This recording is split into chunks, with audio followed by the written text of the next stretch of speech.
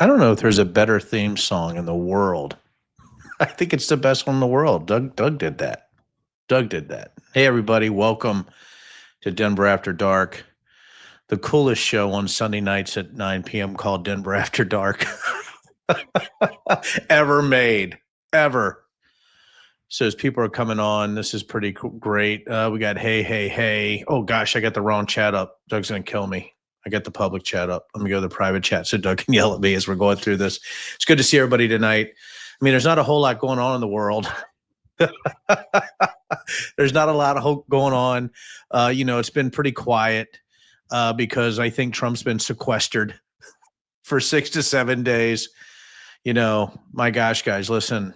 If you hit the 7,000 Big Macs in a lifetime eaten, that usually means you have an issue, right? So he's at Mark. What's up, Cletus? So yeah, everything's. Oh my God, I do too, Peggy. The theme song's amazing.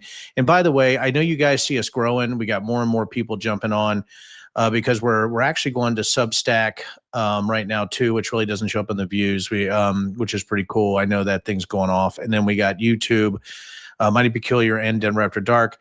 Next week, Doug and I are going to try TikTok. I got a TikTok account. I know that's sort of crazy, a Denver After Dark TikTok account. You should spread the word so I get, like 5 subscribers there. And then also, I think also we're going to try Instagram and also Twitter, X. I'm going to pay for that extra premium thing just so I can talk to everybody on X. I don't want to. Trust me, you guys know how I feel about this. I want this just to be, an incredible platform where all of us can actually palaver together. But I think if I get out there on X, it seems like my account, I got rid of the 120, 130,000 follower account because I was just sick of it. But now this other one's starting to grow pretty quickly too. So spread the word if you can. You guys know me and Doug pretty much do this for free. We pay for everything ourselves. So I really am excited that we can have such incredible quality on this because I'm a producer. I should probably pay $250,000 a year, and he's pretty much doing it for free. Hello, Mama Bird. So we got all that going on. So now that we got people going on, more and more will come on. I got a couple stories, crazy stories. Not that crazy, but they're a little crazy. And there's actually a theme to them. And I know I'd always do this, but I want to talk about a brutal thing, a traumatic thing that happened in the year 2000, maybe 2001. Um, it's pretty crazy. I don't know. Everybody here, a lot of people here probably have kids, or you were a kid. I guess you'd have to be a kid at one time. That would be pretty weird if you just were plopped out as a 23-year-old. But so all of us were kids, or we've had kids. So 2000, 2001, my wife and I, is it the movie The Island with Ewan McGregor? Was it Scarlett Johansson with Ewan McGregor? I think it's called The Island. There are clones on this island that have to escape. And Steve Buscemi's in it. And at one point, they escape, right? And he has to tell them the awful news that they're actually just clones to be harvested. And if you guys remember this, when he's sitting on the couch when they escape, I think they go through the gas station to get to Buscemi's house. And then he has to have this talk with him about reality. Well, it just so happened, my wife and I had our 8-year-old daughter with us watching this movie on the couch. It's in Shrewsbury, Pennsylvania. And we're watching this movie, and Steve Buscemi goes, "My God, it's like telling a kid that Santa Claus doesn't exist." So my daughter is sitting, between me and my wife, and she's like, "What?" And she starts to cry, like, "What do you?" And I'm like, "Oh no, look what Ewan McGregor has done to my daughter." So anyway, I look at my 8-year-old. I'm like, "Honey, why are you crying?" She goes, "Does Santa Claus not exist?"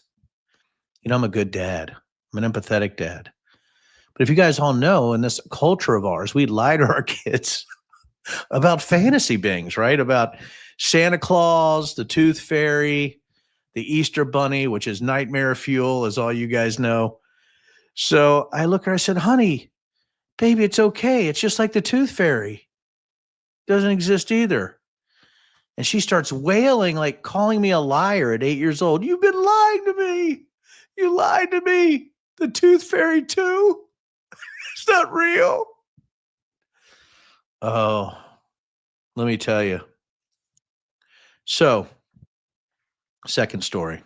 And you guys are like, oh my God, how is he okay, what the hell, Dad, right? You're going now from traumatizing your daughter, watching The Island with Ewan McGregor about Santa Claus and the Tooth Fairy. You're not going to tell us the issue here, right? You're just going to go right in the second story, and then we got to figure out the theme.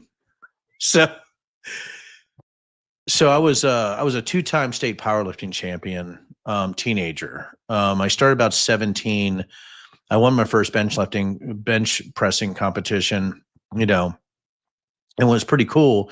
So I was 17, went into this adult only bench pressing competition, not adult only club, but this adult only bench pressing competition. And I go in there and I smoke like 15 or 20 people. And actually, my first bench pressing competition was in Standardsville, Virginia, right? So this is 1987. So I go in there and I win, right? And I remember I'm like, oh my gosh, that's pretty cool, right? I beat a bunch of men, but they hated my guts, right? They were, before I got in there, they all looked a lot bigger than me. I was just a pretty good technical lifter, and I just ended up winning. So then I started really lifting weights, right? By 18 and 19, I won back-to-back Virginia State championships as a teenager, and won a joint as an adult. So I was getting very, very good, at this powerlifting thing. I was always pretty strong. Well, anyhow, between 18 and 19 is where I really found my strength. But weirdly, there was all these things happening, right? I was always sort of in my peer group. I was the number one lifter, but suddenly I come in a couple days, right? And, after a few months, and I'm watching some of my buddies and they're getting a lot stronger. And I'm like, that is really weird.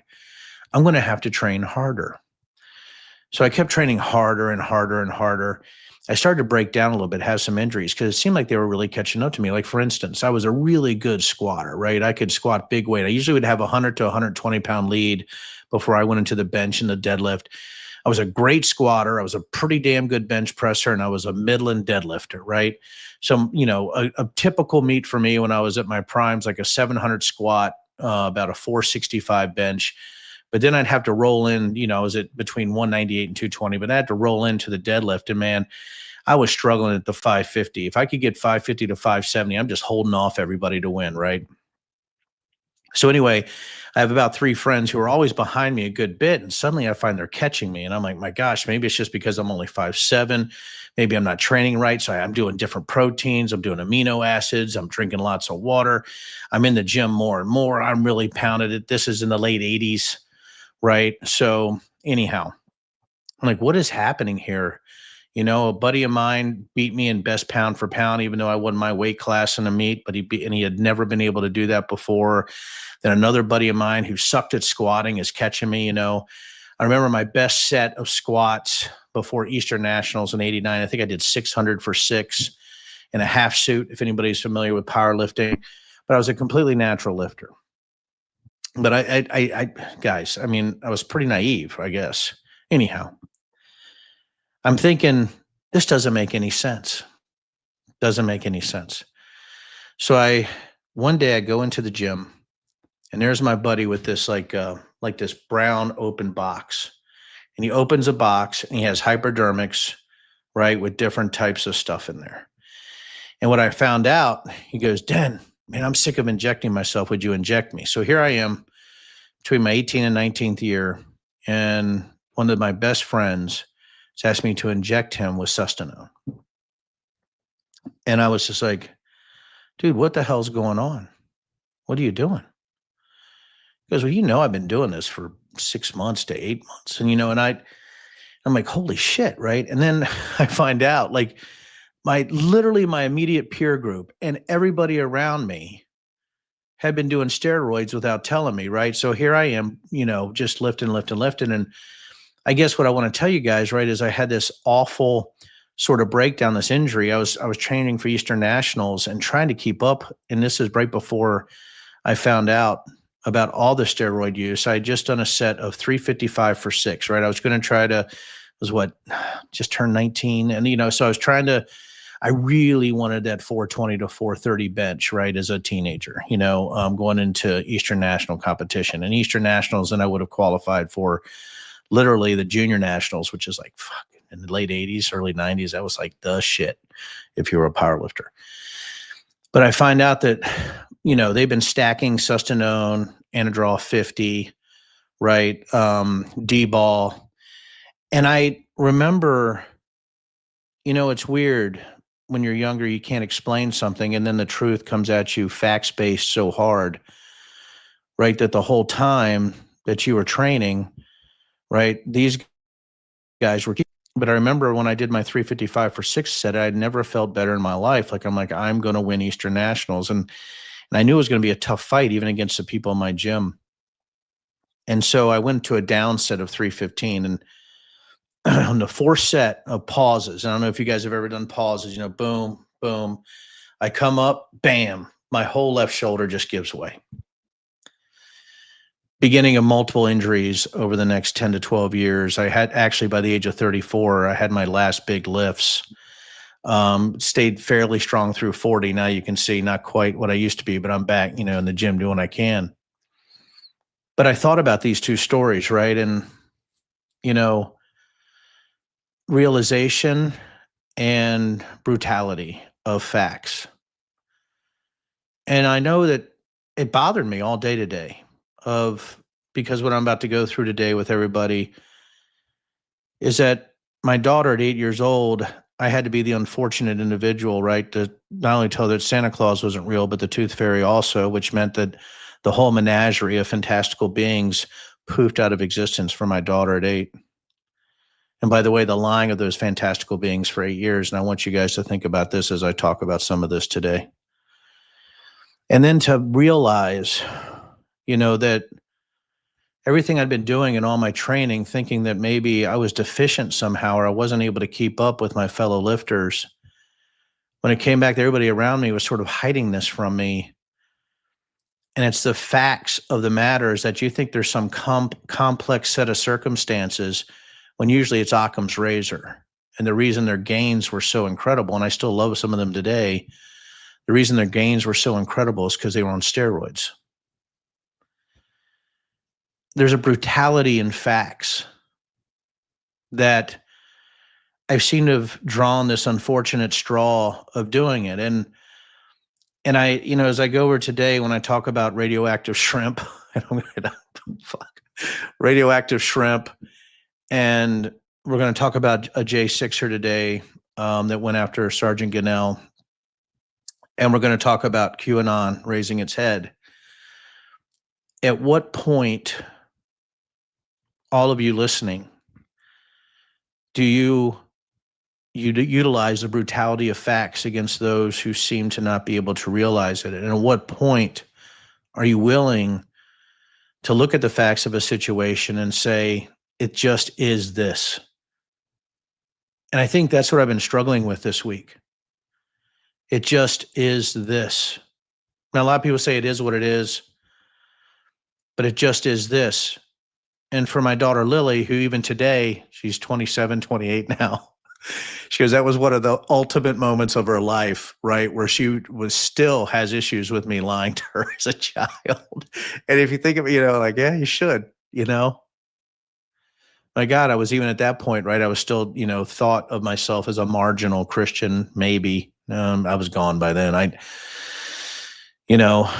And so the other thing too, though, is when I was thinking about my friends and those around me, is that there was a whole nother ecosystem that I was trying to try to comprehend when everybody around me was living in this very simple ecosystem that seemed to be there's complexities, right? Because all of them were growing using their different training regimens.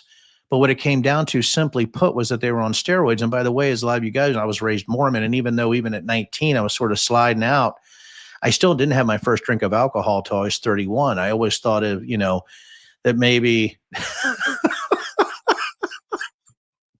no, definitely me when I got hurt. That was a look on my face when I was screaming on the bench when my shoulder went. Trust me. Had to go to the freaking emergency room. And they're like, my God, you on steroids? First question they asked me, guys. Like, motherfucker. So there you go. So let's talk about radioactive shrimp. So there's this big recall going on with shrimp, right? Where they said that shrimp had been irradiated with cesium. And I'm looking at this and I'm just sort of like, that's weird.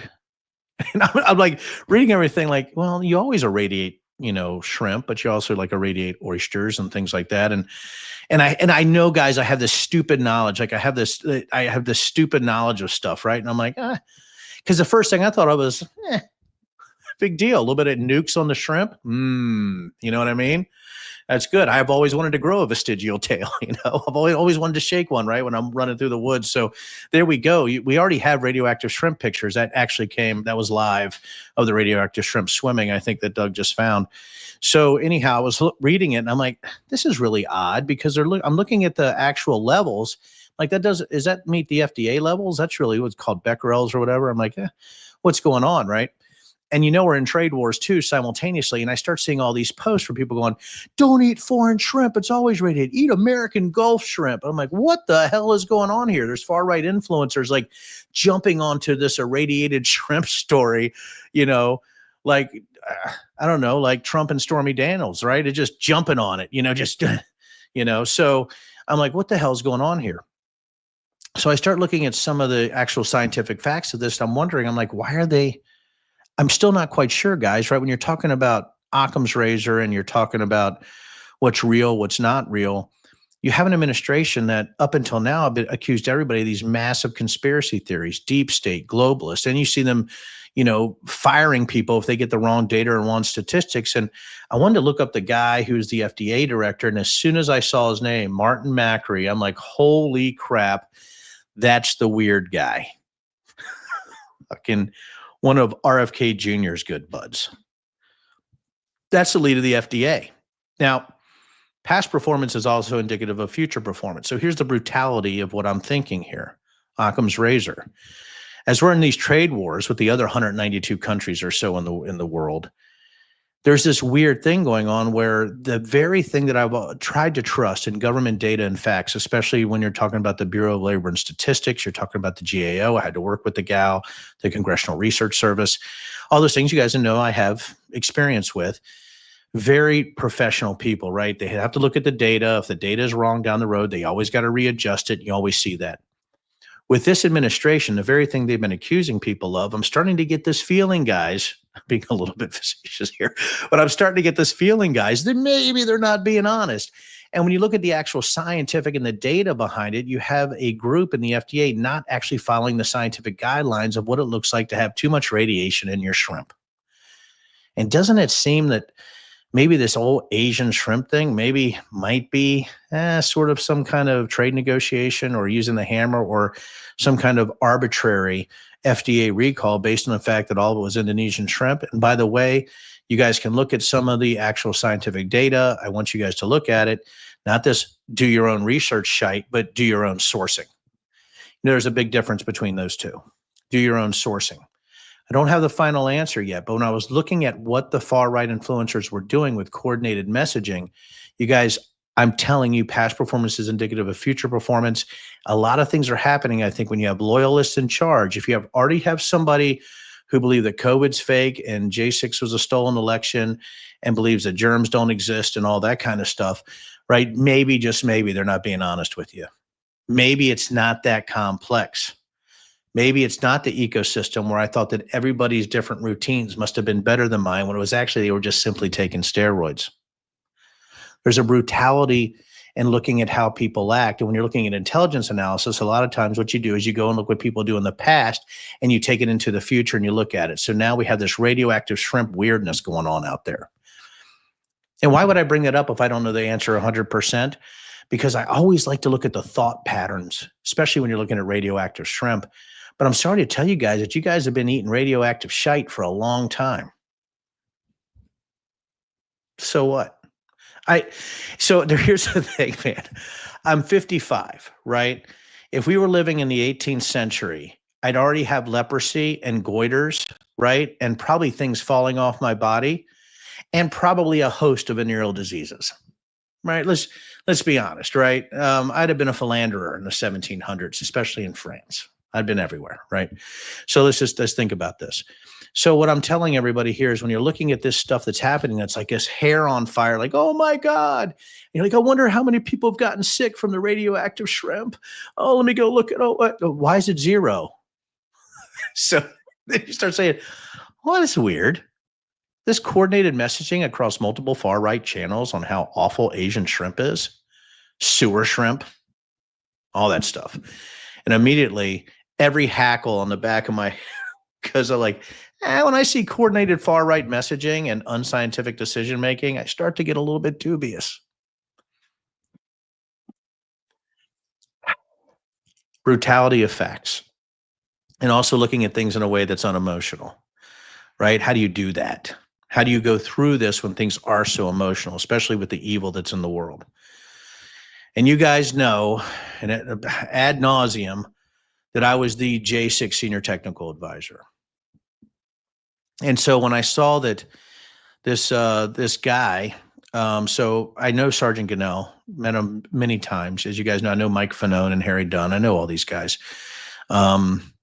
Literally just saw Mike Fanone at the Dropkick Murphys concert just a week, 2 weeks ago. So we hung out, at the Dropkick Murphys concert. So I see that Sergeant Gannell talks about this whole Ashley Babbitt thing. Now, you guys know about, Ashley, the girl that was shot at J6. And you guys know I had to look into all that. And this is going to be very difficult for me as a former Air Force guy as I go through this very quickly. She got honors by the United States Air Force, which I think is a massive mistake. Awful, right? There's no way that somebody who tried to overturn the will of the people, a free and fair election, should be getting honors from the United States Air Force. But it shows us the sickness, right, that we have right now in our government. So Ashley goes through the window. She gets shot. She gets killed because she was actually trying. Now, I know exactly where she was going, right? So when you're going to the speaker's hallway, that's actually the entrance. So there's this hallway behind the floor, right? You guys, a lot of times you see the other side, right? You see the other side that people come in. Well, the back side, if you're looking at, where they speak on the dais, right? There's doors on each side, right? Where the actual members come in from the speaker's hallway if we want to come in that way. That's only for members of Congress. Then you have the balcony out there, on and on. By the way, one day I should just get everybody on the show and just take you on a tour. Since I have my congressional pen, I can still go there and show everybody lifetime privileges. Wouldn't that be fun with everybody here? You could say hi to Marjorie Taylor Greene. So I guess you guys would love that. So anyhow, Ashley Babbitt gets full honors. Gannell gets on Twitter, says, or X, shitter, gets on X and says, hey, she doesn't deserve honors. And then a guy named, I think, Ryan Nichols gets on, who I knew pretty well. I believe that's his name, gets on and said, we should have gone at you harder. Doug, I don't know if you have that to pop up, that tweet. I want you guys to just take a look at that. Look at Ryan Nichols Sr. at Real Ryan Nichols. I think everybody should go to Twitter. If you have X, help Staff Sergeant Gannell out there. But I just want to say something really quickly and very specifically that Ryan Nichols Sr. is a piece of shit. How about that? So, and if you guys go look and Google his name, you'll know who we're talking about. I mean, it's these scumbags out there who are going after law enforcement who are trying to protect the Capitol. And even when you see it, and Doug, could you just pop it up one more time? Because I just want to break down what he said there. When he said, so are you, because she was a traitor then, is a traitor now, and she will always be in the future, talking about Ashley Babbitt. Ryan Nichols Sr. says, so are you. We should have went harder on you that day. I just want you guys to read that. Take 5 seconds and just let that sink in.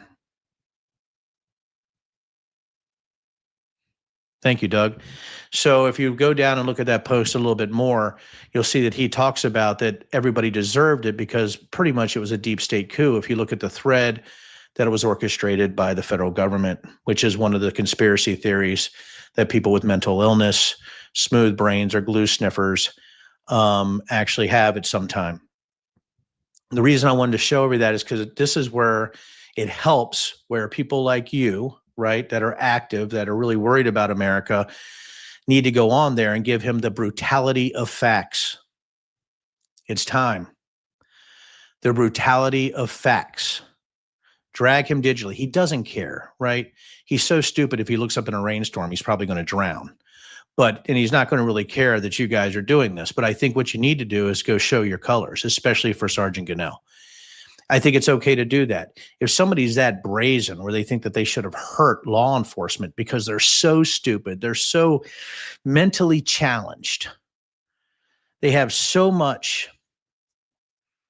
credulity and belief systems that don't make sense. It's almost like 8-year-olds that believe in the Tooth Fairy and Santa Claus. And nobody showed him the island. And I think he still would believe it today. Because I will tell you guys right now, and this is a brutal statement, the brutality of facts. If the people that you believe in, or you are that person yourself, thinks you're getting a direct beam of prophecy from a supernatural being, you're probably not capable of knowing the difference between fantasy and fact. And I'm having a tough time here. I'm having a tough time. Because if you look at biblical revelation, you look at false prophets and antichrist, if these guys really believed it, if they believe this menu of options for the antichrist, right? It's like Mick Antichrist, right? I'll have I'll have some demons and can I get some fries with that? But if you look at this, right? And you look at what's going on, and you look at what's going on, right? You're like, this guy still believes in fairies, demons, interdimensional beings, probably was bought into the alien abductions, don't think germs exist, like RFK Jr., right? Or believes that mRNA, right, is somehow changing us, right? Actually bringing out our real reptilian forms. And this guy is going after a real guy, right? The brutality of facts. He needed somebody. He needed Ewan McGregor and Scarlett Johansson to learn him up on the fact is the idiots that tell you this are not only stupid, right, but they're also playing you. So you're just sort of an ignorant mark in this far right ecosystem that's mining you for votes and money. My God, what a rant that was. Did we tape that, Doug? And could we play that back at some point? But anyway, so I would love for you guys to go out there, check out that tweet thread, go there and go ahead and wreak some havoc. Swing that 1,000,000-pound shit hammer of facts at everybody you could see. So we've gone from radioactive shrimp to J6. And the reason I'm rolling through this pretty quickly is that I do want to answer some questions, but this QAnon stuff has reared its ugly head, which is exactly what this guy who went after Gunnell. And again, what could Brian Nichols, right? This guy that went after Gunnell, exactly what he believed was QAnon, but something disturbed me so badly. As you guys remember, probably don't, but I'll bring it up again. October 2020, and we had worked on it since August. Tom Malinowski and I from New Jersey did a joint resolution condemning QAnon thoughts and activities, especially with the violence they were espousing on social media, even at that time. If you guys remember back to 2020, it goes back as far as 2019. Right, Q was really gaining steam. Now, if you're looking at where Q really was, it was 6 months pretty much after Comet Pizza. You guys know Pizzagate. We've been over that. So you guys can see this progression. Anyhow, Tom Malinowski do a resolution on the floor. In October, I warn about QAnon. December, my farewell speech, I say QAnon could cause violence. You guys can go see this on YouTube, right? It's very famous. I think it has 100 views. Anyway, no, so anyway, you guys need to look at it. Everybody should have probably watched it. It did get thousands. I did get some news. So then I see this. There's anything that I detest more, it's conspiracy theorists, but especially violent conspiracy theorists. You can be benign, right? If you believe that fairies, right, come and clean your house, and that's really your belief system, and if somebody says, hey, bud, I don't think fairies clean your house, and you're just like, I know they do. I know they clean my house. Let's go get some coffee. That's cool. You can have benign. I don't even know. Is that how somebody would act if you called out their fairy cleaners? I don't know. But here's the thing is that's benign. They're not trying to hurt anybody.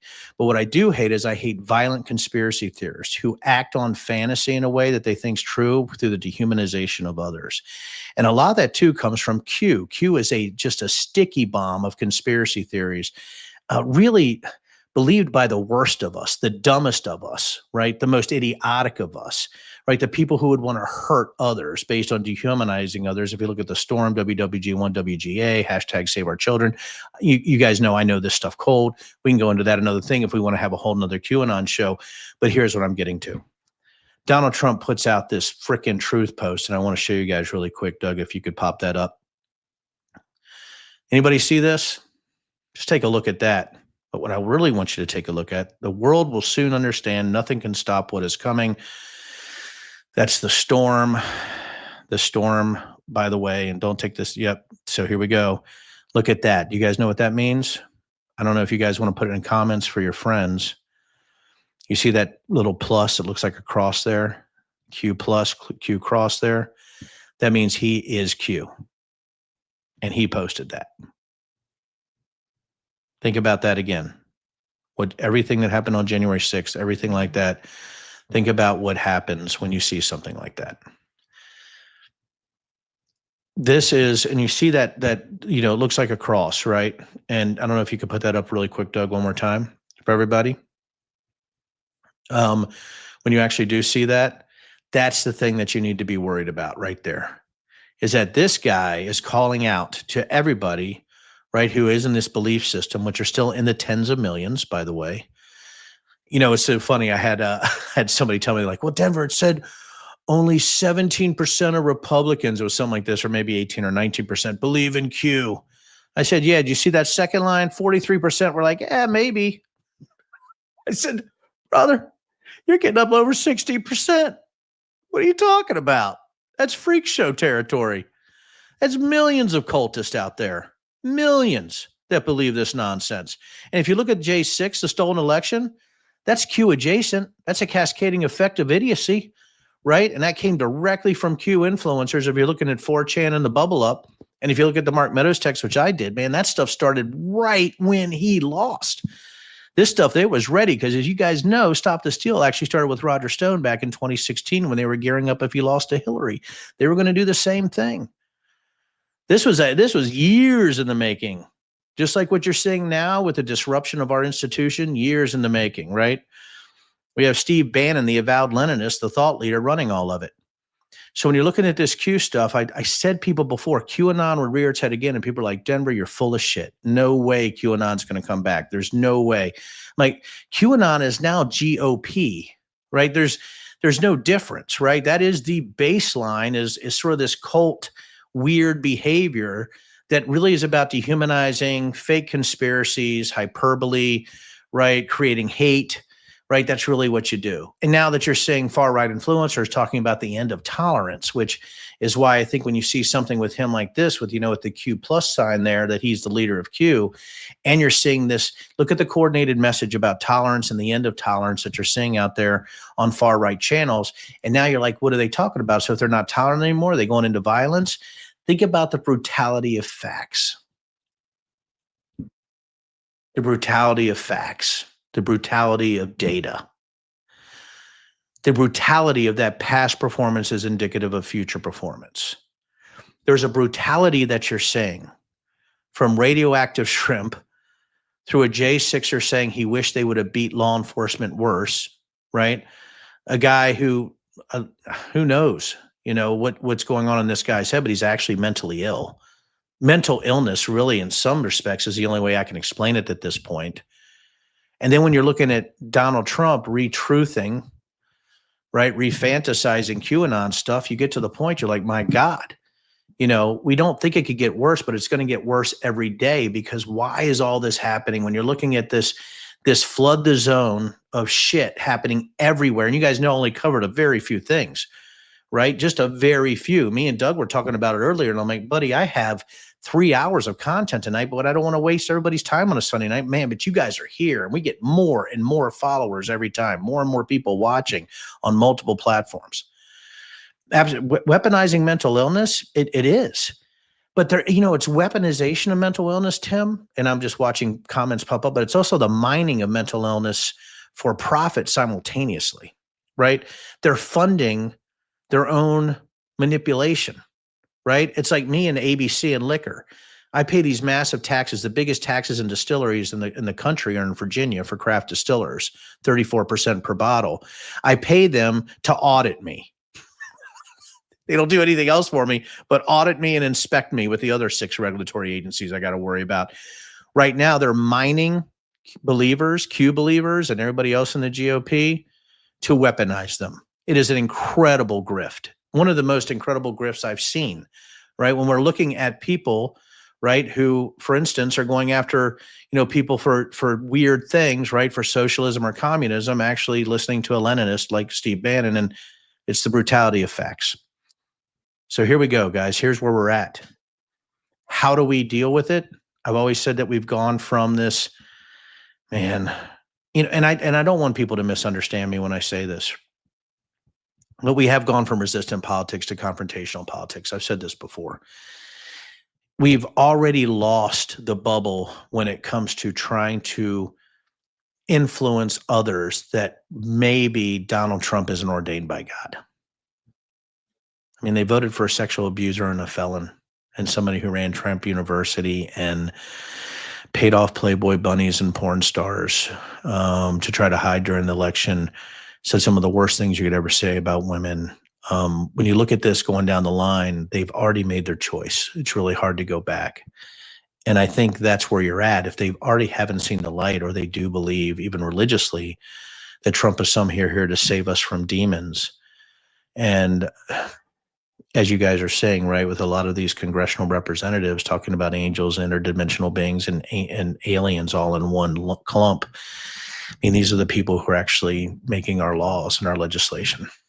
So weird. Why I'm talking. I have actual former military people lighting me up on the phone right now. This Ashley Babbitt thing has people wrapped around an axle. Anyway, what a night. Sorry about the depressing story at the beginning about my daughter. I know, what an awful dad to let her know Santa Claus and Tooth Fairy wasn't real through a movie.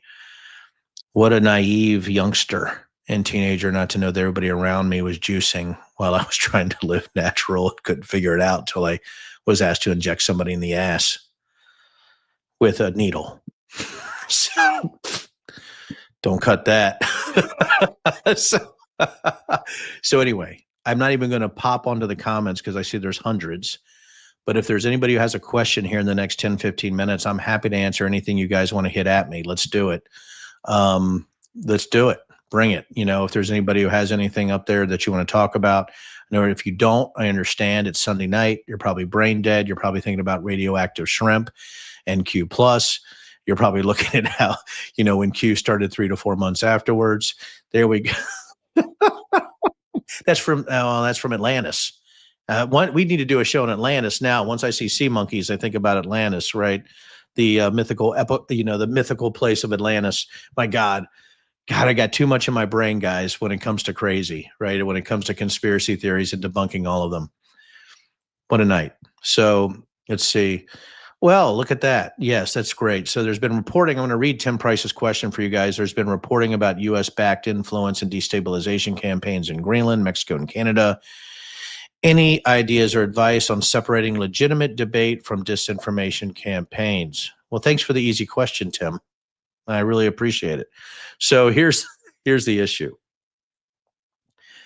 Right now, the United States has gotten rid of the Global Engagement Center, the GEC. We pretty much defunded CISA or CISA for looking at destabilizing digital ops and foreign propaganda for our elections. We got rid of our local law enforcement, or FBI's ability in the federal space to look at foreign influence operations.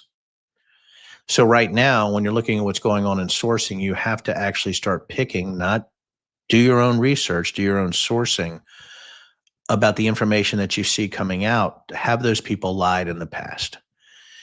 If you have somebody who seems to always have an issue with lying in the past, break, mostly far-right MAGA specific influence that are on a coordinated messaging platform and getting paid for it, brutality of facts, don't believe them. That's disinformation. A lot of that's going to be Russia-based or bent, if you think about it, right? It's going to be, sort of mealy-mouthed on Ukraine, or Ukraine is the bad guy or the villain. A lot of stuff on election malfeasance. A lot of stuff on this transgender crime wave I've never seen that's coming out. A lot of stuff on sort of forcing hate, and by the way, watch out for the manipulative ones who try to bring you in. Well, I just like to have a debate. No, you can't have a debate. So here's what I want to talk about. Okay, you guys ready? Tim, everybody, are you ready?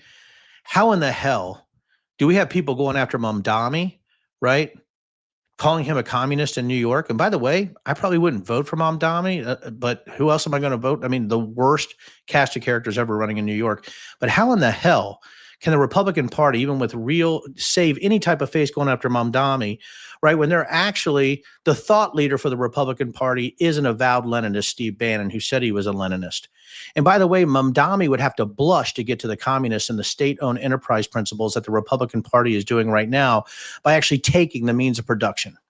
Think about that. That's what's going on right now, right? And when I'm looking at all this downstream bullshit, what you have is that when they're flooding the zone with shit, how in the heck are you going to know what the difference is when the very people who are going after people like Mamdani are actually worse? The Republican Party is much more into the isms than anybody else. And if you look at their isms, it's like they're creating this brand new Christo-fascist blend of fascism and socialism. It's like the horseshoe, but then they tie it in these weird knots, just like QAnon, the sticky bomb conspiracy theory. So what are we looking at right now?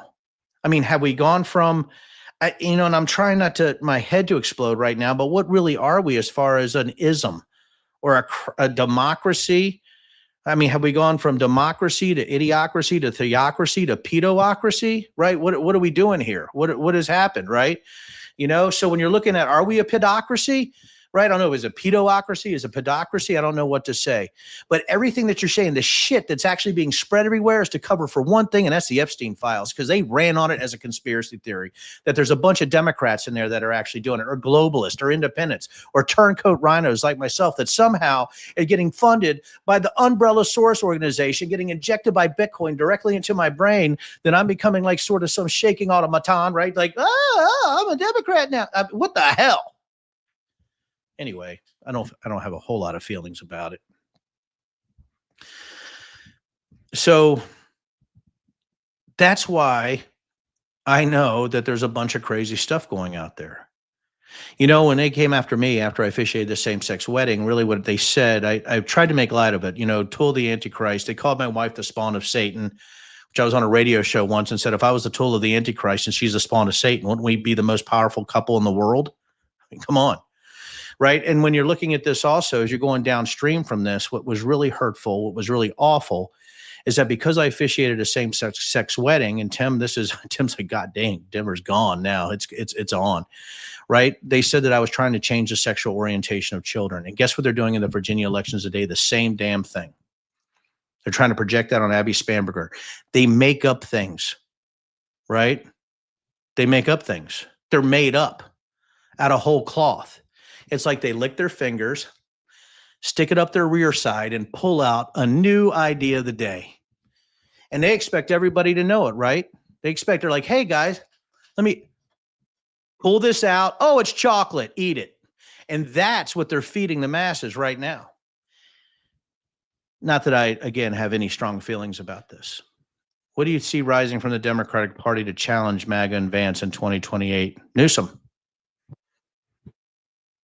This is the troll armies now.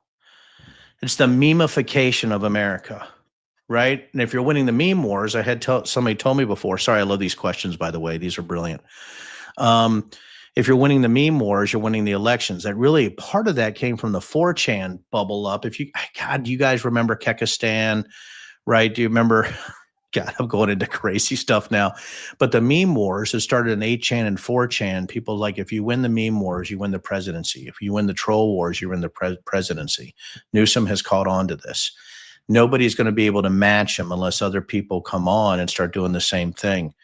And you should be two things right now. You should be horrified that this is our country. And you should be excited that somebody realized that trolling is the only way now in this bizarre ecosystem we've created in this idiocracy/pedocracy that we have now. So that's my biggest fear, is that we do have somebody who thinks they have to troll to do it. But let me tell you, if I run as a Democrat in the presidential election, I could get 1% of the vote. Just want to let you guys know. Maybe even get 2%. What's your thoughts on Epstein victims speaking publicly this Wednesday? You think it'll change anything about Trump's involvement in Epstein's sex trafficking racket? First question, that's great. Two-part question. First question, we need to honor the victims. We need to help the victims. We need to acknowledge the victims, right? That is what we need to hear from as the American people. That is exactly what we need to hear. The second part, no. I'm sorry. Guys, that ship has sailed. Have you heard the news talking about Epstein files? No. Why? Why do you think? Think about it. The brutality of facts. Why haven't you heard about the Epstein files? Just think about it just for a second. Because if the media brings up the Epstein files, they lose access. That's it. That's it. I'm sorry, guys. That's America. Oh, so Cletus, what will be the faux outrage if the week of the week this week? What will be the faux outrage of the week this week? Congress is coming back in. Uh, they're going to attack Massey and Ro Khanna on this Epstein victim thing. I know Tom Massey. I know them both, but I know Tom Massey pretty well. Um, Massey's nuts, but when he's nuts on the right side, he'll just stay crazy. Just keep going. But right now, he's right. On this whole Epstein thing. The faux outrage of the week will be the continuing, and mark my words, it's going to be the continuing outrage about all the crazy libs, you frickin' crazies, and independents and rhinos, the Bill Crystals of the world, all those freak show rhinos. The big outrage is going to be, how dare us think that Trump is dead? How dare us put anything about his health? He's the president. When you saw what they did to Biden. Faux outrage of the week. They have to continue this, and they have to flood the zone. So you're going to see a bunch of tariff stuff. And they're probably going to keep revising numbers very positively in the economic side.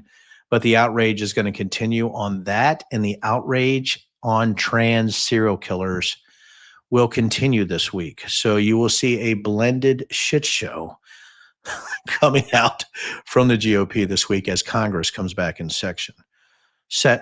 Why has Mike Flynn been so quiet? Peggy, that's a great question. Did anybody know this? I think Flynn was just appointed to the Board of Visitors at West Point. Mike Flynn is now making decisions at West Point. And maybe it was happened a while ago, but I was reading that this week, and I just almost literally vomited in my mouth as a former military officer and somebody that looks at Mike Flynn as a traitor to the uniform. This guy's awful. I mean, I don't know if you guys saw his religious rallies and things like that, but let me tell you this. Mike Flynn was such a huge portion of our J6 investigation. And I'm going to tell you guys something right now, and I know you're going to be like, my God, Denver's like the Forrest Gump of where he's been in politics. I just end up in these weirdest places. But I was in the deposition for Mike Flynn. I don't know if you guys knew this or not. And I was there when Liz grilled him, and he took the fifth when she was asking him questions of whether an armed uprising was okay in the United States, right? Or if we should continue having peaceful transfers of power.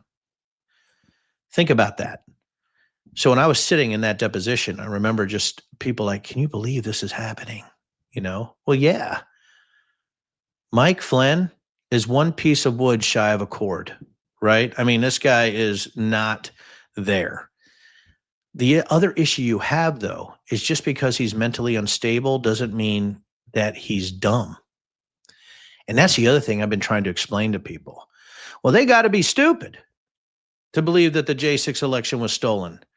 No, did you look at the machinations that they did in order to try to do these coup-like activities? So that's what I'm talking about when you're talking about Mike Flynn. And when I talk about the four horsemen of the grifterverse, right?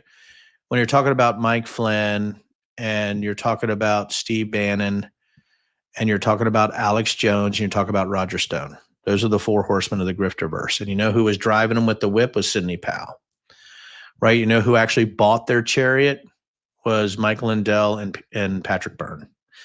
So, so when you're looking at Mike Flynn, he's part of this whole ecosystem of nuttery, right? And now he's been put in a position of power by Pete Hegseth. And the reason Flynn is quiet is I think he's waiting for Hegseth to falter. And I think Flynn is not being really crazy because I think some of the announcements you might see in the next month or two is Flynn being part of the administration. That's why he's so quiet, Peggy. But it doesn't mean he hasn't been making moves. So check it out, where Mike Flynn is now, and you'll see the moves I think they're about to make where it's possible. I don't know if it's probable yet, but it's possible that he becomes part of the DOD infrastructure as an appointee. So, guys, what a night. I mean, I could see, man, now the views are rolling. So, listen, the worst thing that you can do and the best thing that you can do to people who believe in the weirdest things is to tell them that Santa Claus and the Tooth Fairy doesn't exist. But I need you guys to know, if you're going to use this million-pound shit hammer on the people around you that have lost the bubble, have lost their way, Know that it doesn't going to convince them of anything. It just means that you've created an enemy. And the question you have to ask yourself is it okay to create that enemy? I would humbly submit you have to make that decision in real time. But this is where we're at. I think right now, if I'm in a public place and I have a lot of people come up to me, you guys wouldn't believe it in Virginia. I mean, everywhere I go, it's really weird. They come up to me in tears. No, I'm kidding. They don't. But they, Denver, help us. No, no, they want to know my opinions or they want to say thank you or F off. You're a traitor. I'm like, thanks, but if you don't leave this fork, I'm going to stab you in the forehead, you know? So you have all this happening right now, but it's a joke, by the way, everybody, that it's a joke. I don't stab people in the forehead with forks. I just want everybody to know that that was a joke.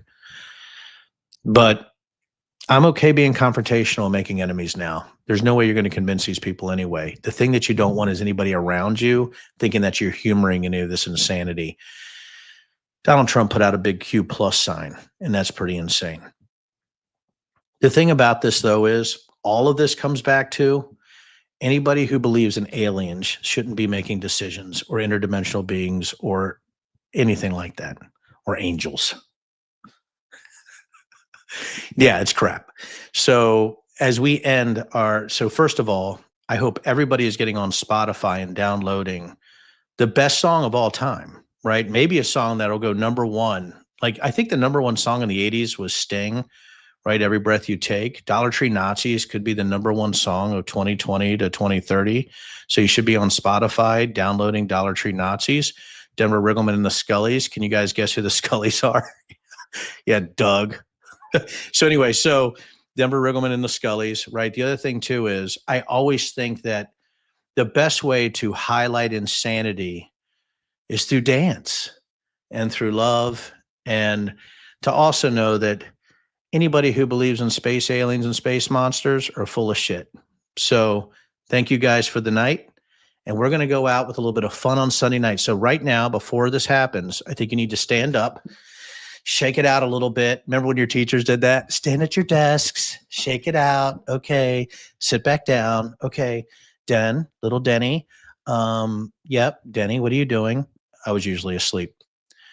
What is he doing?